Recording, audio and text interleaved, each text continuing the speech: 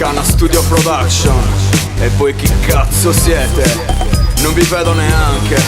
Portatemi un produttore che fa merda, che profuma più della mia. Tu mi chiedi perché sono cambiato. Sono passato dal metallo al rap. Faccio musica da quando sono nato e questo è il risultato, sono più forte di te. Dimmi quanti hanno un contratto, dimmi quanti ne hanno tre. Ora sai perché me ne sbatto di tutta questa scena, penso solo per me.